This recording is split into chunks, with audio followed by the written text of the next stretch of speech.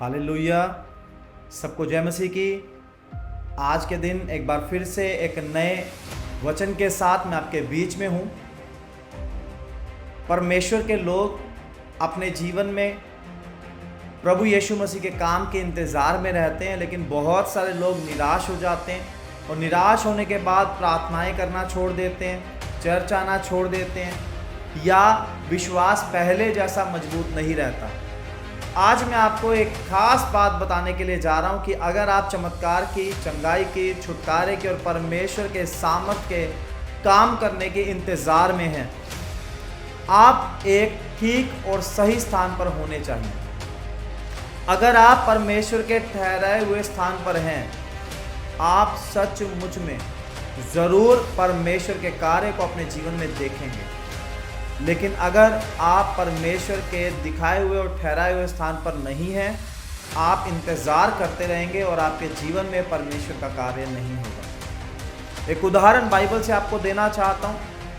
हम यूहन्ना रचित सुसमाचार 5 अध्याय उसका 1 वचन से 9 वचन तक पढ़ेंगे।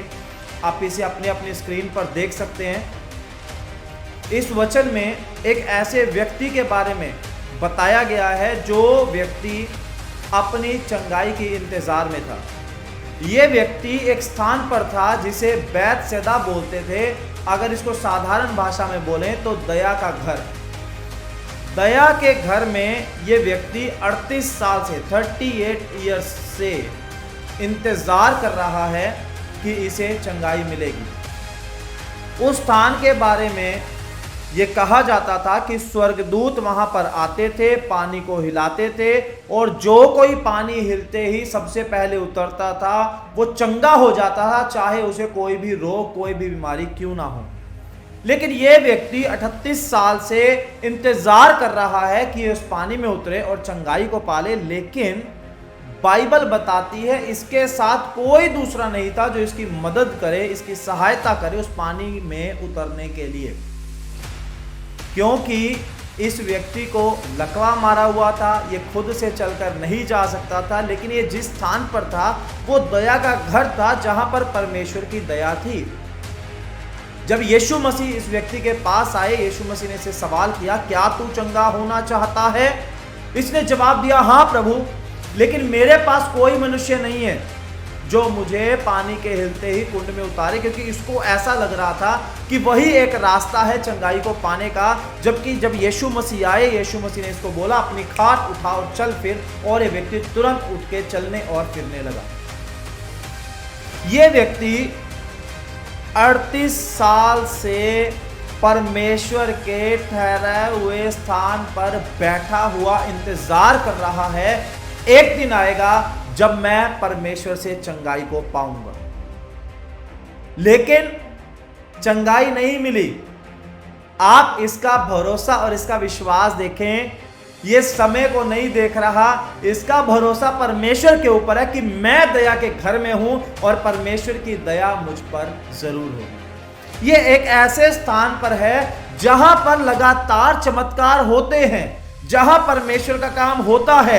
38 साल में इसने अपनी आंखों से बहुत सारे अंधों को, बहुत सारे लंगड़ों को, बहुत सारे गूंगों को, बहुत सारे बहरों को, बहुत सारे लकवे के मारे हुए लोगों को अपनी आंखों से चंगा होते हुए देखा है। लेकिन इसके खुद के जीवन में अभी कोई भी चमत्कार नहीं हुआ। ऐसा अक्सर लोगों के साथ होता है। वो ऐसी कलीसियाओं में जाते हैं जिन कलीसियाओं में परमेश्वर के सामर्थ्य के अद्भुत काम होते हैं। हमारे चर्च में बहुत सारे काम परमेश्वर करता है, बड़े बड़े चंगाइयाँ, बड़े बड़े छुटकारे परमेश्वर के होते हैं। क्या आप जिस कलीसिया में जाते हैं, जिस चर्च में आप जाते हैं, जिस प्रभु के दास के साथ परमेश्वर ने आपको रखा है, क्या वहां पर पवित्र आत्मा का सामर्थ का कार्य होता है? क्या वहां पर पवित्र आत्मा के काम होते हैं? अगर ऐसा है, आपके जीवन में जरूर परमेश्वर का कार्य होगा। और अगर ऐसा नहीं है तो शायद आप केवल इंतजार करेंगे और आपके जीवन में कुछ भी नहीं होगा। यह व्यक्ति परमेश्वर के दया के घर में है, एक ऐसा स्थान जहां पर लगातार चमत्कार होते हैं। इसके जीवन में अब तक नहीं हुआ, लेकिन आज वो दिन था जब इसके जीवन में भी प्रभु यीशु मसीह चमत्कार करने के लिए आ गए। हालेलुया। ये व्यक्ति इंतजार में था 38 साल से। कोई मनुष्य इसके साथ नहीं। सब लोगों ने इसका साथ छोड़ दिया। इसके परिवार के लोगों ने, इसके रिश्तेदारों ने, इसके पड़ोसियों ने इसका साथ छोड़ दिया। शुरुआत में शायद सब लोग आए होंगे कि हम इसे वहां पर लेकर जाते हैं, इसको हम दया के कुंड में उतारेंगे और इसको चंगाई को दिलवा कर हम घर ले आएंगे। लेकिन धीरे धीरे समय बीतता गया और सबने इसका साथ छोड़ दिया। आप विश्वास में आए हैं, आप प्रभु के पीछे चलने वाले व्यक्ति हैं। हो सकता है आपके परिवार के लोग पीछे हट गए हों, आपके रिश्तेदार, आपके पड़ोसी पीछे हट गए हों, लेकिन आप जब यीशु मसीह के पीछे चलने वाले हैं, आपको मनुष्यों की सहायता की जरूरत नहीं पड़ेगी। परमेश्वर खुद आपकी जिंदगी में आएगा और आपके जीवन में बड़े बड़े चमत्कारों को करेगा। आपकी जिंदगी में आप परमेश्वर के ठहराए हुए ठीक स्थान पर होने चाहिए। यह व्यक्ति चाहता, 38 साल एक बहुत लंबा समय है, इसकी आधी जिंदगी उस कुंड के किनारे पर ही बीत गई। ये चाहता साल 2 साल इंतजार करता, उसके बाद अपना सामान उठाकर घर चला जाता, लेकिन इस व्यक्ति ने ऐसा नहीं किया। ये जानता था ये दया का घर है, इसमें परमेश्वर की दया होती है, इसमें लोग चंगाई पाते हैं, मुझे यहीं पर रहना है, तभी मुझे परमेश्वर के सामर्थ्य के द्वारा चंगाई मिलेगी। आप लगातार परमेश्वर के ठहराए हुए स्थान पर बने रहें। आप लगातार परमेश्वर के चमत्कार की, उसके सामर्थ्य के काम की बाट जोहते रहें। एक दिन आएगा जब परमेश्वर का सामर्थ्य आपकी जिंदगी में उतरेगा और आप परमेश्वर के बड़े बड़े कामों को देखोगे। यह व्यक्ति परमेश्वर के इस कार्य को देखता है। इसको उम्मीद है कि एक ही रास्ता है उस कुंड में उतरना और चंगाई को पाना।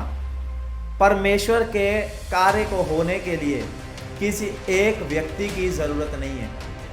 बहुत सारे लोग जब कलीसिया में जाते हैं वो इंतज़ार करते रहते हैं, आराधना का समय बीत जाए, वचन का समय बीत जाए, उसके बाद भविष्यवाणियों का, चंगाइयों का समय आए, वो समय भी बीत जाए और लास्ट में हम प्रभु के दास से ले हैंड प्रेयर करवा लें, सिर पे हाथ रखवा लें तो हमें चंगाई मिल जाएगी। आप मत सोचें कि सिर्फ ले हैंड प्रेयर से चंगाई मिलेगी। अगर आप बाइबल को ध्यान से पढ़ें तो बाइबल बोलती है आराधना में बंधन टूटते हैं। जब पौलुस और सिलास ने आराधना की तो बंधन टूटे।